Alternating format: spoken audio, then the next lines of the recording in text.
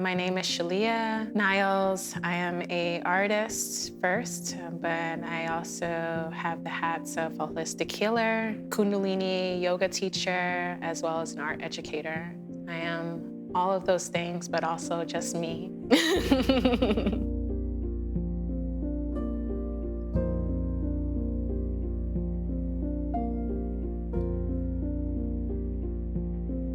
I started off with calling myself the art healer. Ultimately, it was more so for my own healing.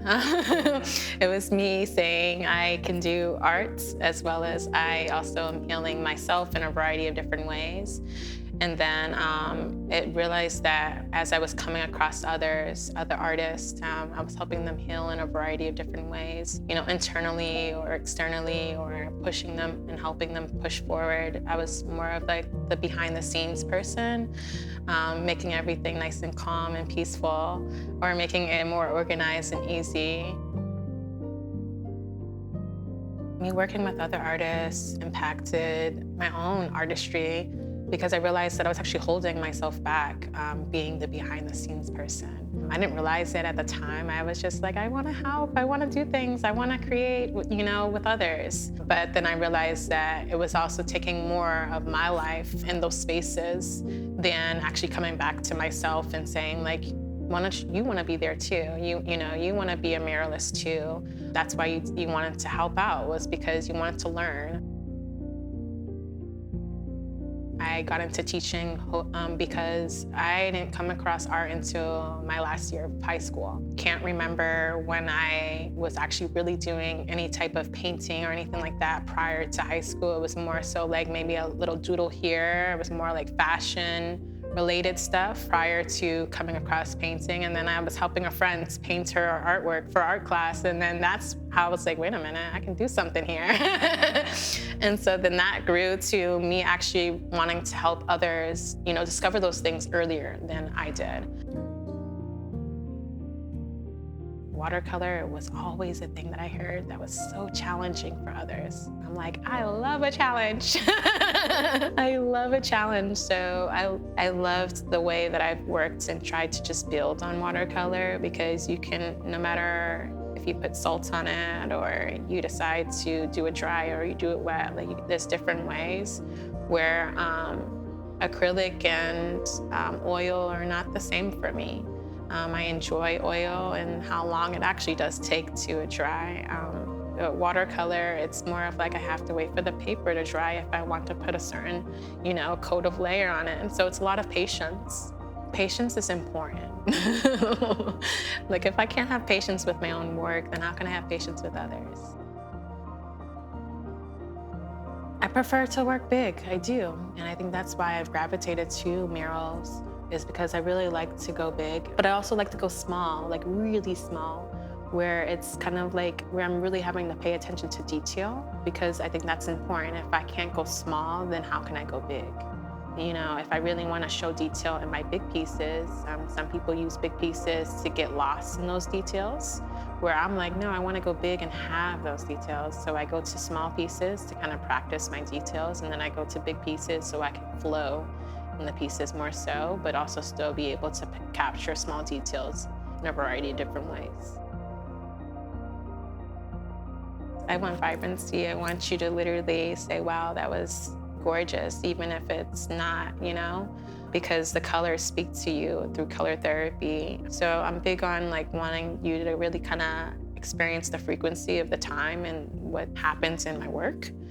And so if it's whether I came to a space of joy, and so then it's more green and, or yellow, and, or, it was a space of self-love and pain, or, getting through a kind of a hard space. So it's maybe more red and more dark. Colors speak to me, and I think colors speak to others.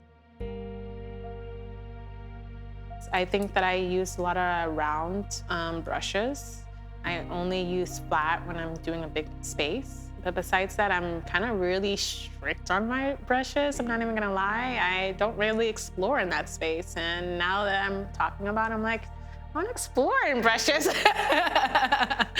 But no, yeah, I use, the real traditional tools. I'm very traditional in that space.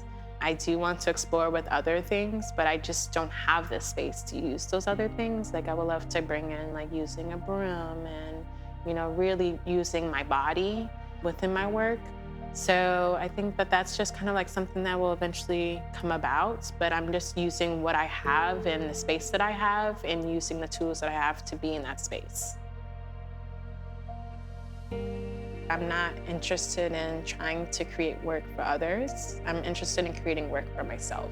We want to run to companies and organizations that want certain things, and I want organizations and companies to come to me because they like my work how it is, and I'm not changing it and shifting it because they want it a certain way. It's like, hey, this is how I want it, and if you want to kind of show me as an artist, then that's that. And I need to be okay with that, okay with turning down certain things that don't align with me.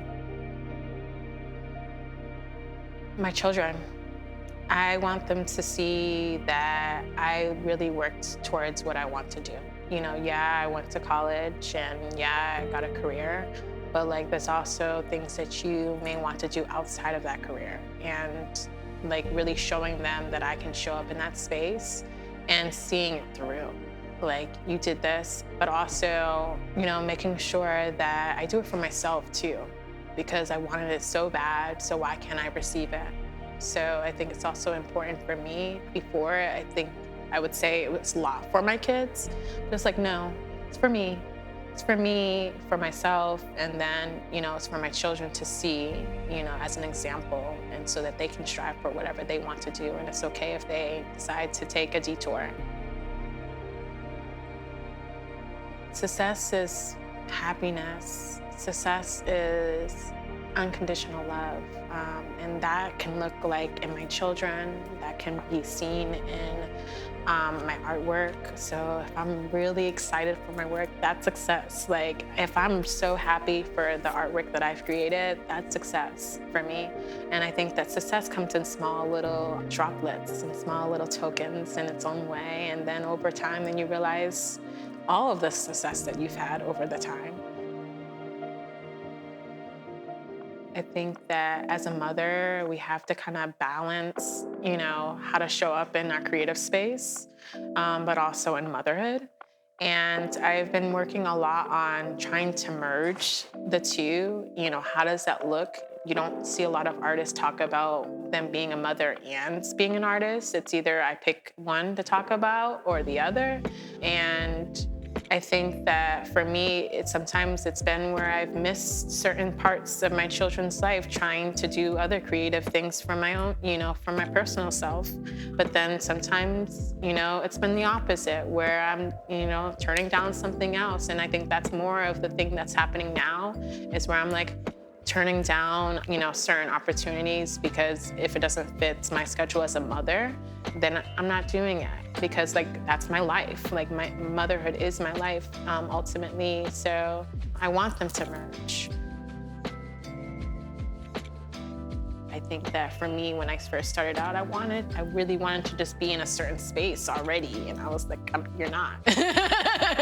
You're not. So be okay with that. But I was pushing that so hard and kind of straining myself out or just even stopping creating because I was worried about what my piece was going to come out to because I wasn't feeling prepared for whatever I was creating. So kind of don't let fear stop you in some shape or form, push through.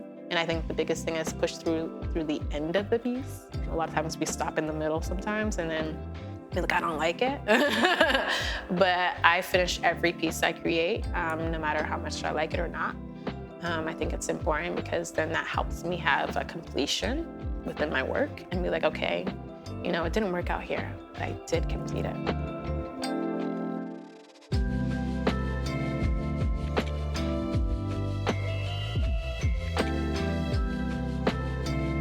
I am Shalea Niles. I am an artist, I am a healer, I am an educator, Kundalini teacher, and many of these things, but I am just me. This is my voice, and this is my life.